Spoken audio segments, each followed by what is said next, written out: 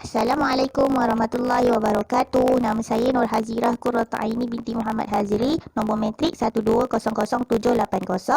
Pada kesempatan kali ini, kumpulan kami, kumpulan 10 dari KMB akan membentangkan tugasan berkumpulan yang bertajuk Nilai Etika Pelbagai Peradaban iaitu Islam, Cina, India dan Melayu sebagai elemen penyatuan kesepaduan nasional. Seterusnya, tujuan kami menyelesaikan tugasan berkumpulan ini adalah untuk mengetahui objektif pertama kami iaitu mengenal pasti nilai etika peradaban Islam yang boleh menyumbang kepada kesepaduan nasional. Yang kedua, mengenal pasti nilai etika peradaban Cina yang juga boleh menyumbang kepada kesepaduan nasional. Yang terakhir ialah mengenal pasti nilai etika peradaban India yang juga boleh menyumbang kepada kesepaduan nasional. Pengenalan.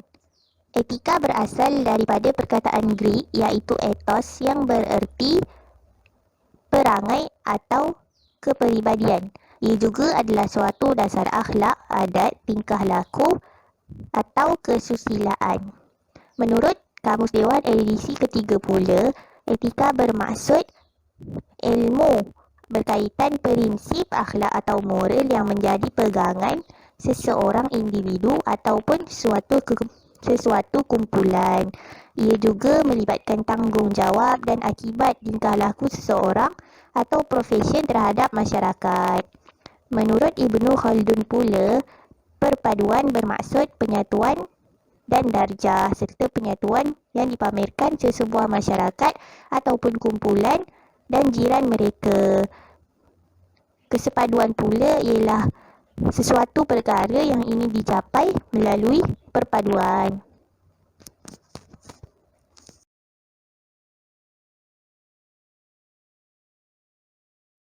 Warahmatullahi taala wabarakatuh. Nama saya Nur Amsyah Hilman bin Nur Azam Effendi dan pada hari ini saya akan menerangkan mengenai skop kajian kami.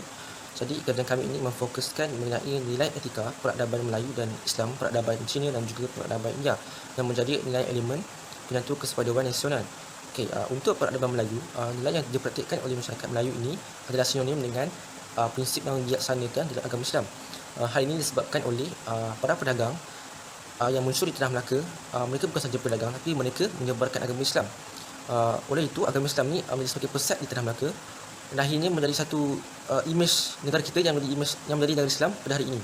Okey, jadi antara prinsip ataupun nilai yang dipraktikkan oleh agama Islam yang menjadi amalan ataupun prinsip etika yang juga disanakan oleh masyarakat Melayu adalah ilmu akhlak yang memaparkan kelakuan terpuji dalam diri seseorang.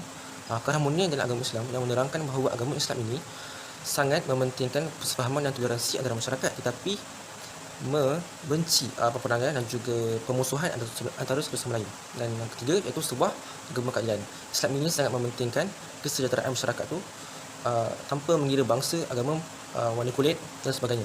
Okay, bagi peradaban Cina pula, hasil kajian menunjukkan bahawa nilai dan prinsip moral mereka ni telah dibentuk oleh para cendekiawan Cina untuk apa?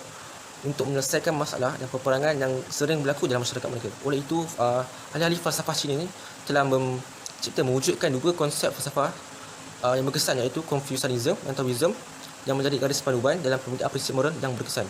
Okey, untuk masyarakat India pula, antara elemen yang mereka wujudkan adalah dengan mengamalkan falsafah Jalan Mulia 88. Selain itu mereka juga mempraktikkan Pancasila iaitu ajaran moral dasar agama Buddha yang bermaksud 5 nilai moral. Yang mana agama mereka ini menyatakan bahawa bagi barang siapa yang mentaati, mematuhi segala lima nilai moral ni, mereka akan mendapat dharma ataupun pangkat tertinggi dalam agama mereka. So jadi masyarakat India juga mengapresiasikan prinsip Yamas dan Niyamas iaitu menerangkan mengenai cara hidup yang baik dan peraturan etika yang terdapat dalam Hinduism dan yoga. Assalamualaikum warahmatullahi wabarakatuh. Nama saya Nur Syafiqah Nabila binti Abdullah Elais Abdul Rahman, nombor matrik 1200783. Berdasarkan kajian literatur, etika didefinisikan sebagai satu ilmu dalam menyelidik perlakuan antara baik dan buruk dengan memerhatikan tingkah laku manusia dengan menggunakan akal fikiran. Tujuan etika adalah untuk menentukan ciri-ciri yang membezakan antara yang baik atau yang buruk. Dua aspek utama yang menentukan etika ialah perasaan dan kepercayaan. Metodologi kajian ialah analisis, teori dan sistematik, kaedah yang digunakan untuk menjalankan penyelidikan dan menentukan cara yang betul untuk menjawab permasalahan kajian. Metodologi yang digunakan dalam kajian ini adalah kajian keperpustakaan yang mana menggunakan analisis data dan maklumat berdasarkan jurnal dan buku bacaan. Assalamualaikum warahmatullahi wabarakatuh. Nama saya Muhammad Nazir Mubin, ingin membentangkan tentang nilai etika peradaban Islam yang menyumbang pada elemen penyatuan kesepaduan nasional di dalam Malaysia.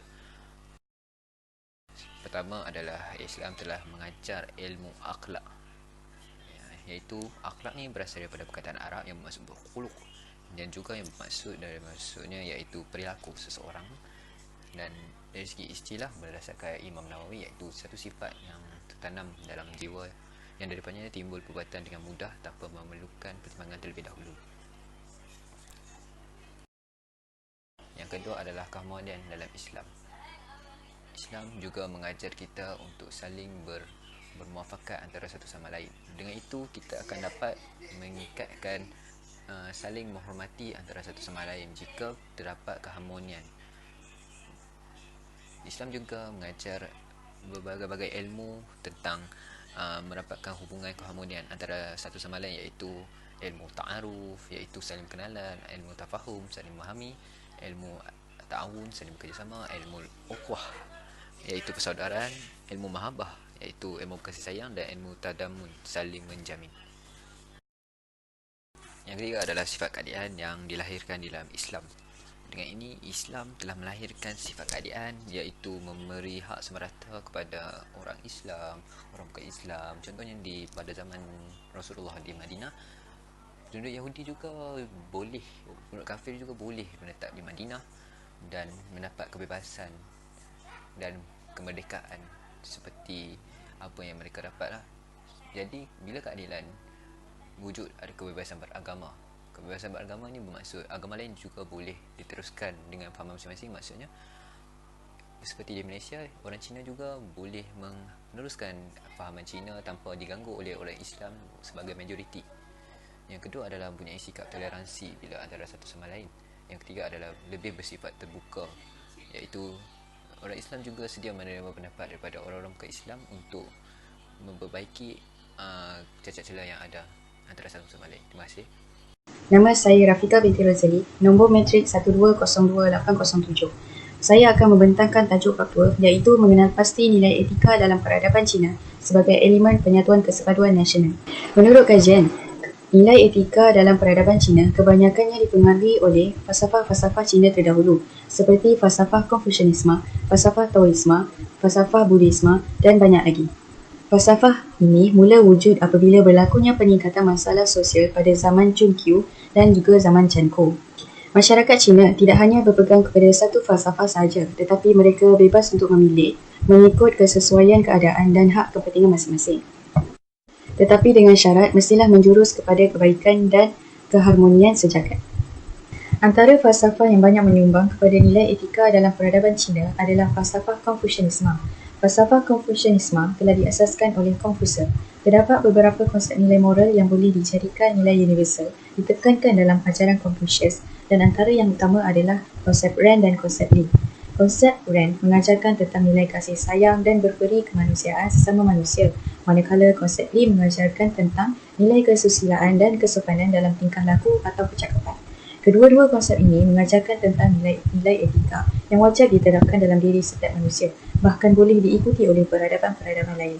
Terdapat juga konsep 5 hubungan, iaitu hubungan antara suami dan isteri, ibu bapa dan anak, adik-beradik, pemerintah dan rakyat, dan sesama kawan-kawan. Konsep ini bertujuan untuk memberitahu kita bahawa hubungan sesama manusia yang perlulah dijaga agar dapat menjamin keseimbangan sosial dalam masyarakat. Selain Konfusianisme, falsafah Taoisme juga banyak mempengaruhi kehidupan sosial masyarakat Cina. Falsafah ini diasaskan oleh Lao Tzu pada abad 6 sebelum Masihi. Anak muridnya iaitu Chungzu juga turut menyumbang kepada perkembangan ideologi dalam falsafah Taoisme ini. Asas dalam ajaran Taoisme adalah berkaitan dengan kesederhanaan dalam hidup. Konsep utama dalam falsafah Taoisme adalah konsep Tao yang bermaksud jalan. Intipati yang dibawakan oleh konsep Tao ini adalah orang kaya tidak digalakkan untuk hidup mewah, Orang pandai pula merasa dirinya bodoh agar dapat berkembang kepada kepandaian yang lebih lagi, dan orang yang merendahkan diri akan disanjung tinggi. Dalam erti kata mudah, konsep ini mengajarkan kepada masyarakat Cina untuk tidak hidup secara berlebih-lebihan dan sentiasa merendah diri kerana setiap kelebihan yang dimiliki sekarang tidak akan kekal selamanya. Mengikut kepercayaan ini, segalanya akan kembali kepada tak. Selain itu, konsep Wu Wei juga dianggap penting dalam falsafah Taoisme. Konsep Wu Wei serang diterjemahkan sebagai tidak melakukan atau tidak bertindak. Dalam falsafah Taoisme, perkara tersebut merujuk kepada keadaan fikiran dan hati seseorang yang santai dan bertenang dalam mengikut aliran alam. Secara ringkasnya, konsep ini menyuruh kita untuk mengawal emosi dengan mengasingkan diri dan tidak berbuat apa-apa jika kita berasa tertekan, serabut atau marah. Konsep ini mengatakan bahawa mengawal emosi adalah penting untuk mengekalkan keamanan dan keharmonian sesebuah masyarakat. Kerana apabila emosi dapat dikawal, kita akan dapat berfikir dan bertindak dengan lebih rasional dan waras tanpa mengikut hawa nafsu. Selain Konfusianisme, falsafah Taoisme juga banyak mempengaruhi kehidupan sosial masyarakat Cina. Falsafah ini diasaskan oleh Lao Tzu pada abad 6 sebelum Masihi. Anak muridnya iaitu Chung Tzu juga turut menyumbang kepada perkembangan ideologi dalam falsafah Taoisme ini. Asas dalam ajaran Taoisme adalah berkaitan dengan kesederhanaan dalam hidup. Konsep utama dalam falsafah Taoisme adalah konsep Tao yang bermaksud jalan. Intipati yang dibawakan oleh konsep Tao ini adalah orang kaya tidak digalakkan untuk hidup mewah. Orang pandai pula merasa dirinya bodoh agar dapat berkembang kepada kepandaian yang lebih lagi, dan orang yang merendahkan diri akan disanjung tinggi. Dalam erti kata mudah, konsep ini mengajarkan kepada masyarakat Cina untuk tidak hidup secara berlebih-lebihan dan sentiasa merendah diri kerana setiap kelebihan yang dimiliki sekarang tidak akan kekal selamanya. Mengikut kepercayaan ini, segalanya akan kembali kepada tak. Selain itu, konsep Wu Wei juga dianggap penting dalam falsafah Taoisme. Konsep Wu Wei serang diterjemahkan sebagai tidak melakukan atau tidak bertindak. Dalam falsafah Taoisme, perkara tersebut merujuk kepada keadaan fikiran dan hati seseorang yang santai dan bertenang dalam mengikut aliran alam. Secara ringkasnya, konsep ini menyuruh kita untuk mengawal emosi dengan mengasingkan diri dan tidak berbuat apa-apa jika kita berasa tertekan, serabut atau marah. Konsep ini mengatakan bahawa mengawal emosi adalah penting untuk mengekalkan keamanan dan keharmonian sesebuah masyarakat. Kerana apabila emosi dapat dikawal, kita akan dapat berfikir dan bertindak dengan lebih rasional dan waras tanpa mengikut hawa nafsu. Assalamualaikum warahmatullahi wabarakatuh. Nama saya Nur Izzati Syazwani binti Z1 Hairi, nombor matrik 12000782. Hari ini saya akan membentangkan tentang nilai etika peradaban masyarakat India dalam menyumbang kepada kesepaduan nasional. Dalam masyarakat India, matlamat hidup mereka adalah untuk mencapai satu tahap yang dinamakan nirwana. Tetapi untuk mencapai tahap nirwana tersebut, mereka haruslah melepasi satu tahap yang dinamakan 4 kebenaran mulia. Dan untuk melepasi 4 kebenaran mulia, mereka harus melepasi dahulu satu tahap yang dinamakan jalan mulia 8 lapis. Di dalam tahap jalan mulia 8 lapis ini ditekankan 3 perkara yang penting, iaitu akhlak atau sila, perkembangan mental atau samadhi, dan kebijaksanaan atau panam. Di dalam sila ditekankan tentang pertuturan yang baik, perbuatan yang betul dan pekerjaan yang betul. Di dalam samadhi pula ditekankan tentang usaha yang betul, kesedaran yang betul dan penumpuan yang betul. Akhir sekali, dalam panah pula ditekankan tentang pemahaman yang betul dan pemikiran yang betul. Perkara-perkara yang ditekankan di dalam tahap jalan mulia 8 lapis ini mempunyai persamaan dengan apa yang dianjurkan dalam agama Islam. Ini menunjukkan bahawa setiap agama menggalakkan penganut-penganutnya untuk melakukan perkara-perkara yang baik supaya dapat hidup dalam keadaan harmoni dan membina kesepaduan nasional yang unggul. Untuk masyarakat India yang ingin mencapai 2 tahap yang saya katakan tadi, maka asas moral atau Pancasila haruslah diberikan perhatian. Terdapat 5 perkara yang dibincangkan dalam Pancasila, iaitu dilarang membunuh, bersikap jujur, tidak berzina, tidak memfitnah orang lain, tidak makan atau minum benda yang memabukkan. Di dalam agama Buddha juga turut mempunyai prinsip moral yang diamalkan oleh penganutnya. Ia adalah yamas dan niyamas. Yamas adalah prinsip moral yang perlu ada dalam diri individu itu sendiri. Dalam yamas terdapat sifat amanah atau satya, fikiran betul dan ikhlas atau ahimasi, murah hati atau aparigraha, jujur dan tidak menghasut atau astia, dan mulia rohani dan jasmani atau brahmacharya. Niyamas pula adalah sifat yang harus dimiliki dalam kehidupan bermasyarakat. Perkara yang terdapat dalam niyamas adalah bersikap baik atau saucha, sabar dan bantu-membantu atau tepaha, ikhlas dan dermawan atau iswariya paranida, berdisiplin dan berilmu atau swadaya, dan puas hati dan hormat menghormati atau santosha. Itu sahaja dari kami kumpulan 10 KMB. Sekian, terima kasih.